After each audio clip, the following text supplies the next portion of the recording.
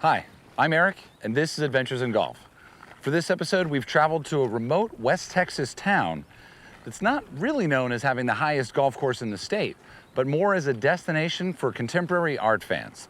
Like, for example, this is not a store, but a sculpture.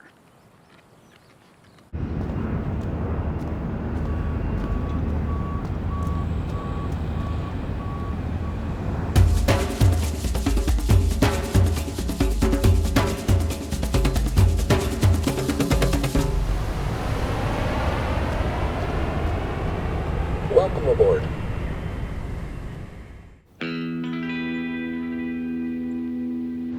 This episode of Adventures in Golf is a home game for us. There have only been a handful of episodes that we've been able to drive to. And since we're still getting our traveling feet back after COVID, this road trip comes at the perfect time. Staying within Texas borders, we're headed 400 miles west of Austin, straight into the Chihuahuan Desert. And it's a desert that we will remain in until we arrive at our destination of Marfa, Texas. At 4,800 feet, Marfa's elevation is over twice that of its population. We've gone from 2,500 people down to probably 1,700, so we've lost a quarter of our population in the last 15, 20 years. Surrounded by cattle, horses, and miles of desert, the city of Marfa has been called one of the last American frontiers. But it also has cute restaurants, cafes, gift shops, and art. Lots and lots of art. We got a lot of artists in town now, which I got nothing against arts, but mostly that's what we have right now. A lot of artists. The reason for Marfa's current artistic state comes down to one man, Donald Judd. Judd, a successful artist from New York, discovered Marfa in the 1970s. His minimalist style seamlessly fell into the emptiness of the desert and the wide open spaces that it provided. Around 1977, Judd became disillusioned with the New York art scene and the gallery system that would only show his work for short periods of time. He craved something more permanent, and so moving to Marfa, where his work could be on display indefinitely, added up for him. He felt that there had to be a place that enabled artists to make their work on their terms. And so you would be able to go to a place that is the ideal experience for that artist. Over the next few decades, Judd's next work would be the Gennady Foundation, a contemporary art museum which effectively put Marfa on the map. Or did it? It's a great question because many people assume that Judd made Marfa, when in fact Marfa has its own very distinct history. It started as a water stop along the railroad tracks. It had its own series of boom and bust, both from the cattle industry and then the military presence, because Gennady, as a contemporary art museum, is actually situated in a former military base, Fort D.A. Russell, that served through 2 world wars. And when Judd arrived, he reinvigorated the town through art and culture and put it on the map for what it is today. There is, however, one more thing that Marfa is known for, and that's the Marfa Lights, an unexplained phenomenon of floating lights that dates back to 1883 and can still be observed today. We don't know, but do you see how fast that thing's moving? There's no way that's a car, dude. But we'll get back to that later. The real reason we're here, as always, is to play some golf. The Marfa Municipal Golf Course, which opened in 1962, is listed as the highest golf course in Texas at 4,685 feet. Its windblown and gritty landscape at first glance is a 9-hole course that isn't much to look at. But like art, beauty is always in the eye of the beholder. 4 things. No outside beverages, no credit cards, no smoking with the skull, and fixed certificates. That's all you need to know. Well, thanks for having us, Ernest. Yes, sir. Yeah, I appreciate it. Nice to meet you all. Yeah, you too. How's it going? Right now, it's been a very hectic day. How many golfers come out on a typical weekend? On the weekend, we get an average, but maybe 100 people out here. Okay. Over a 3-day period. I've been out here going on 38 years. I'm just a superintendent, manager. I take everybody's crap. It's important to point out that Ernest is one of only 2 people that maintain this course, which, again, folks, is in the middle of a desert. There's only 2 of us working out here, so it's hard. Who else helps you? His name is Mario Ontiveros, but he doesn't work the weekends though. one day, you know, there was an article in the paper that they needed some help out here, and I used to play a little golf. So I came out here and asked for a job, and they hired me, and I've been here ever since. He knows what to do, so I don't have to tell him. Every once in a while I'll have to, but other than that, no. It takes a lot of tender loving care, you know, to keep a place like this going. And in return, it takes care of you. And in return, well, sometimes no. You come out here and you have a bad round, no, it's not taking care of you. It's a jewel. We're lucky we have one here. And I'd have to agree here. I am not one to take any golf course in the world for granted, and I can really appreciate how difficult it must be to keep this course open for the public. You'll be sure to take a good picture of this one. Stopping by for an evening round is Manny Beza, someone who knows firsthand about the struggles of municipal golf, not only because he's a course member, but because he is literally the mayor of Marfa. Golf for me, it's just very relaxing. If I ever need a break, whether it be city business, what's going on at work, family life, I go play golf. He's got a very unique swing. It's probably one of the best in Marfa, actually. Why do you say that? It's unique. It's one of a kind.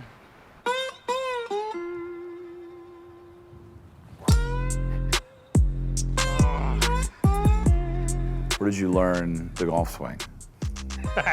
That's all self-taught.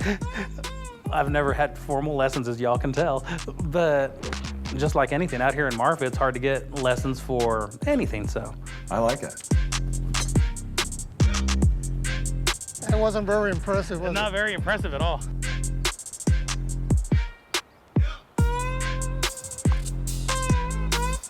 And that's how you get a par. That might be one of the ugliest pars you've ever seen. He grew up here, and he's played a lot of golf out here. He went to school here. We got him on the city council. We needed some people in there that would take care of the golf course. Hopefully I'll hit a decent shot in a little bit. We got him and another individual in there, and that was a big help. What's your favorite hole on the golf course? I would say number 5. It's go right down, and then we got trees on both sides of the fairway. It's a beautiful hole. I sure hope you edit out all my bad shots.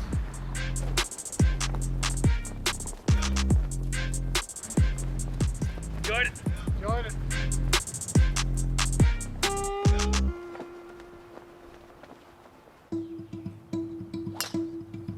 Good ball, Max. Also on the course today are 3 members that have more than just their love of golf in common. They all fell in love with Marfa, and they gave up the stability of metropolitan cities to live where most people wouldn't. There you go. And once here, their original paths diverged to places none of them expected. I came down here in 2016. I didn't know anyone. I got to know a lot of people. I got to know the surrounding area, and I was just overwhelmed by it. I just fell in love immediately. All right. Jeffrey Hester is a plein air painter, meaning his subjects are outdoors and in full view as he paints. And while paint is his passion, his profession varies. I run a local guide and expedition company. I'm a landscape painter. I work as a chef with a hunting group from September until April every year. Marfa requires that you be kind of very broad in your skill set. What does that mean? We don't have a lot of different occupations you can just go out and work in. You have to be kind of multifaceted in your skill set so that you can perform duties that you might not necessarily do in a typical job. It's almost like you could come here and like start over. In a way, I did. I had worked in advertising for about 12 years. I was an art director and graphic designer, worked in various agencies. Prior to that, I worked in an art gallery in San Francisco for about 12 years.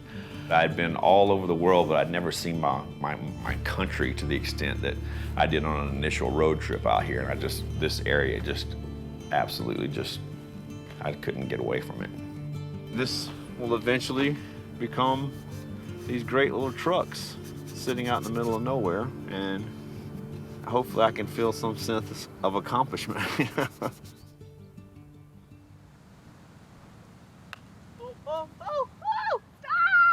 that ball! Like Jeffrey, Christy Miller came to Marfa to start anew, very anew.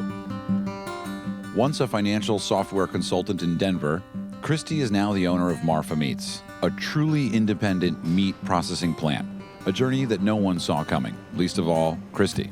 I was open to the idea, and I'd always wanted to start a small business. And then as time went on out here, I just started trying to understand better what is ranching, you know? I didn't know. I mean, you hear about it and I've seen Westerns, but it's like, what does it mean to have cattle and how does it work?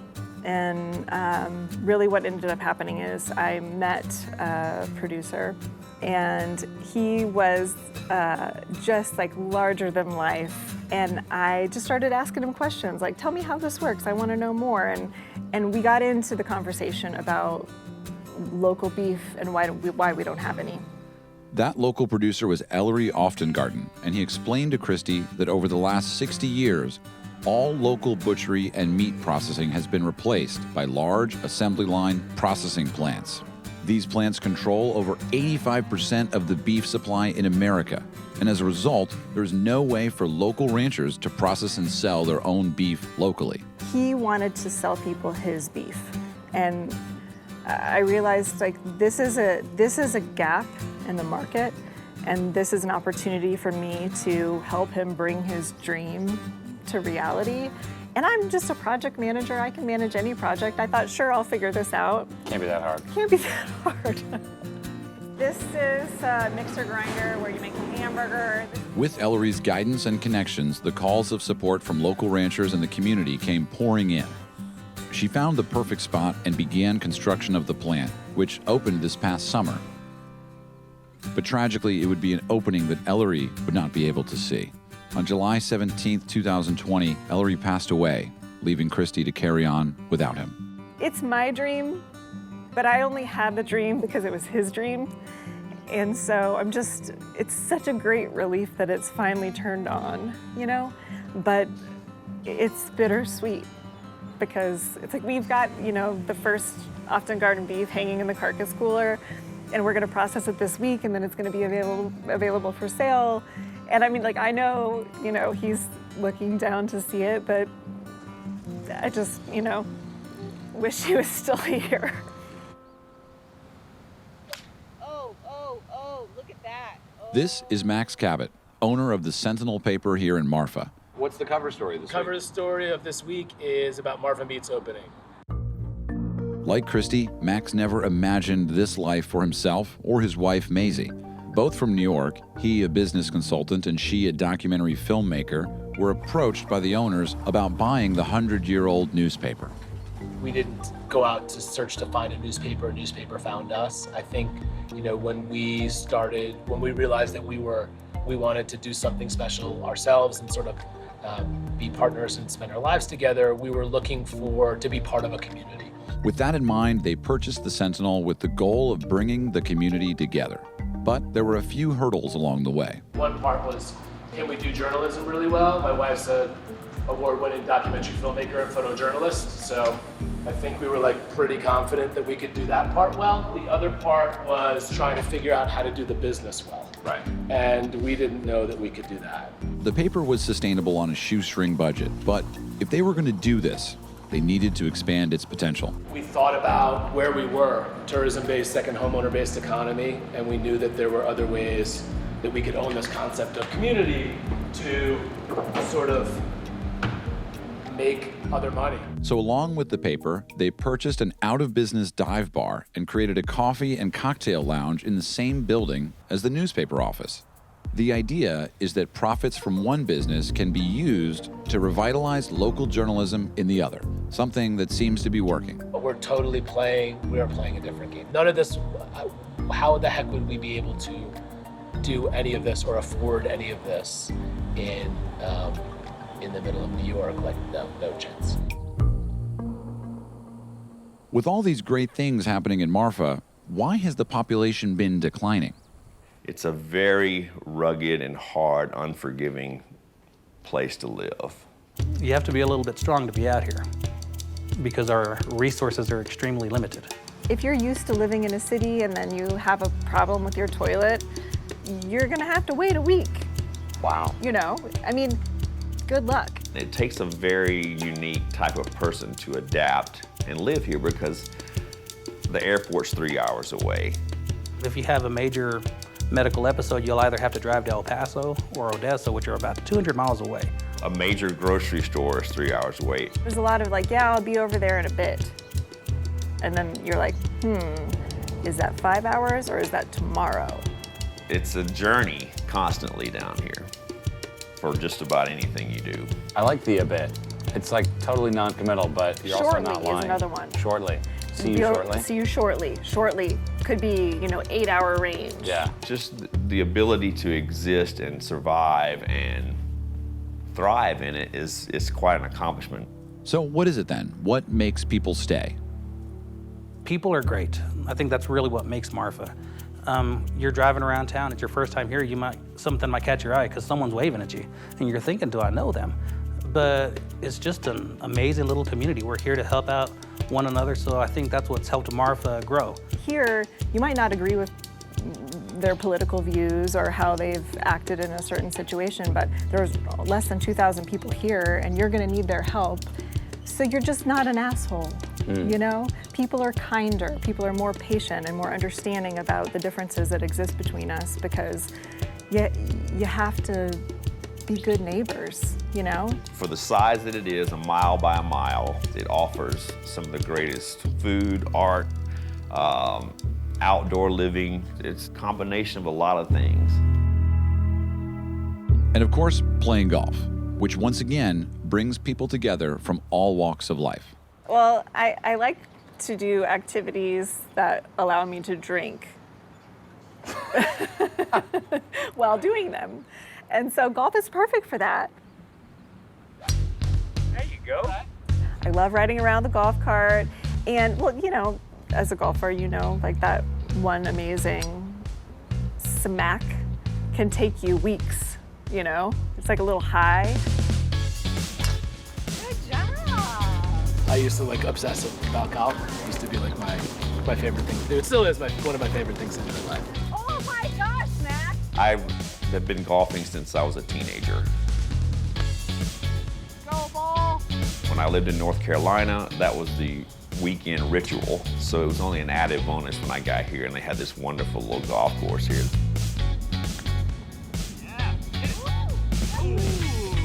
We don't have that much to do around here.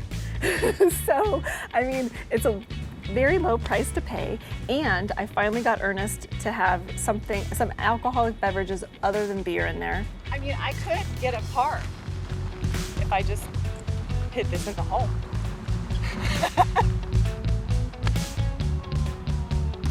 You're up there. It took me a year and a half. What did you get? He got me some kind of wine coolers or something, but I'm not going to complain because it took me a year and a half just to get that. Yeah. I gave him a very long list of possible things he could have in there that would make me happy, and he didn't get any of the things on the list, but he did get a non-beer item.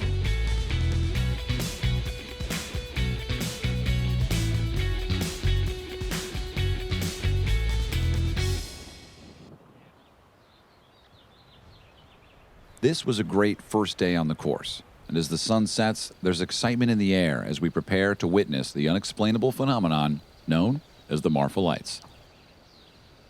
The Marfa Lights have been seen since the 1880s, I believe. Have you seen the Marfa Lights? I have. Have you seen the Marfa Lights? Yeah, I have. All right, so this is the entrance to the Marfa Lights viewing area. You can see that there's red lights here so that it's all very dark. I did see the Marfa Lights 20 years ago when I came to Marfa, so whether or not we're going to see them tonight, I don't know, but I think it's really cool that they exist. The Marfa Lights, also called ghost lights, are floating orbs of light that appear on the horizon around 10 miles east of Marfa. While they don't appear every night, there are many theories as to what they are. You've had rumors that they're either Indian spirits or aliens, UFOs. Seismic gas shifts, people walking across the desert. But we've had scientists come out here for the last, I'd say 50, 80 years, and no one's been able to prove what that phenomenon is. There's a big hill on the top where the road comes over that goes into Presidio that a lot of times people will get confused as the lights coming over the hill as the Marfa Lights. People say, oh, it's a road and it's headlights, but the lights existed before headlights did. Yes, and there are headlights you can see, but headlights move in a conventional way. These don't do that. They've even been the subject of not one, but 2 episodes of Unsolved Mysteries, a show that the Gen Zers who are watching this will need to Google afterwards. But do you see how fast that thing's moving? There's no way that's a car, dude. So look at There's no way that's a car. that light right there to the right. Yeah, watch how fast it starts moving. Look at that. What is it doing? It's like going up and down and in circles. I thought I saw something out there that night, but others around me didn't. Either way, it's added to the list of things that makes Marfa so unique. We set out early the next morning with lots to accomplish. Our first stop is the Gennady Foundation, which sits on a 340-acre plot of land that used to be Fort D.A. Russell.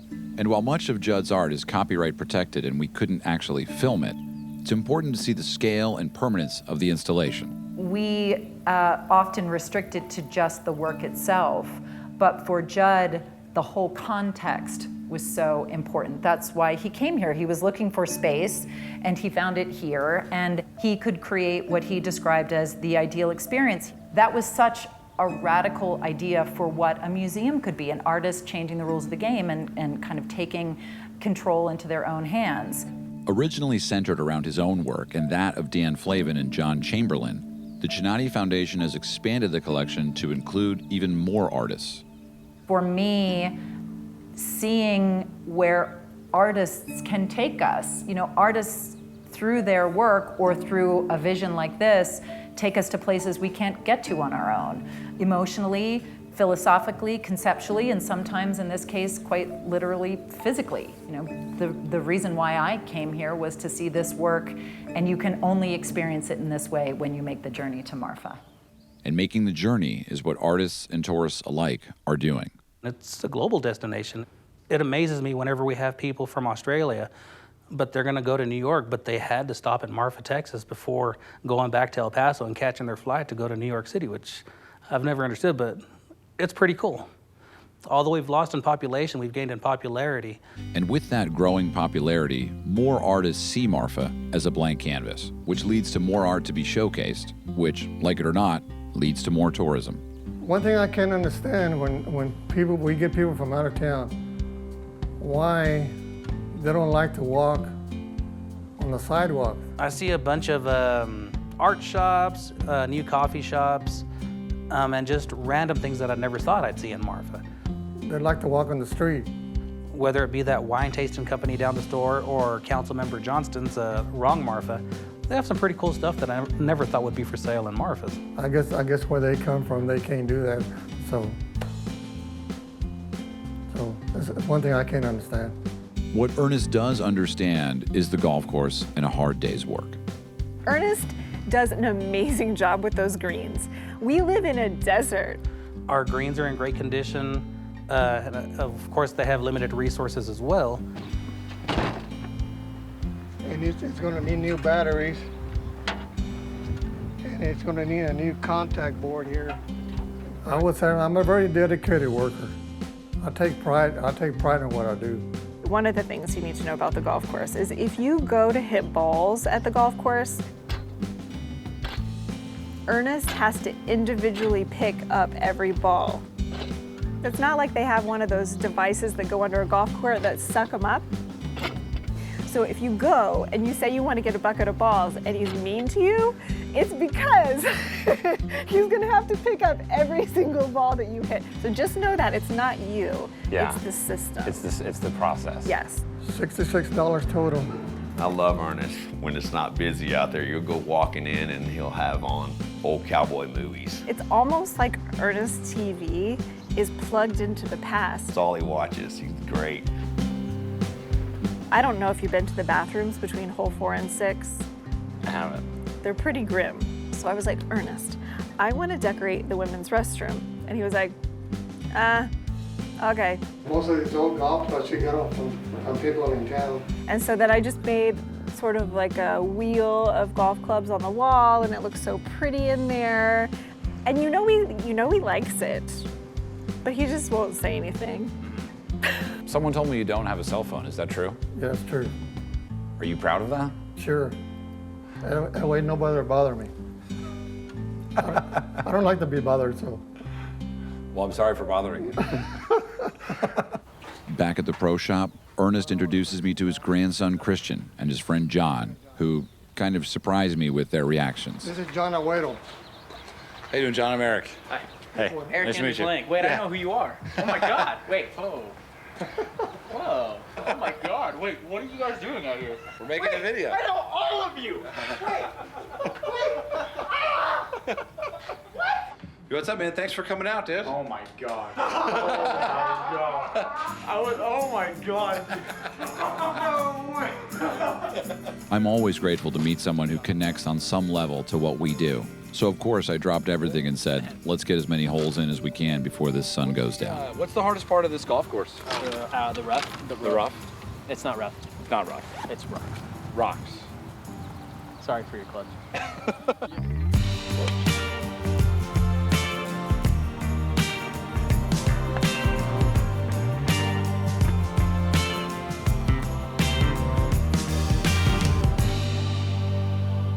As the sun sets over the Chihuahuan Desert, I can see why Donald Judd chose this place to be the backdrop for his art. And as the course takes on the sun's golden hue, everywhere you look makes Marfa Municipal a welcome addition to his artistic vision, proving to me how similar golf and art can be. You've spent your life studying art. Yes. Is there a purpose for art? It makes us reflect on the things that we can't figure out through any other means of expression. I fundamentally believe, as Judd has described it, that art is an essential part of life. It helps us work through the mysteries of what we're doing here, what it means, how to be better humans. Exactly.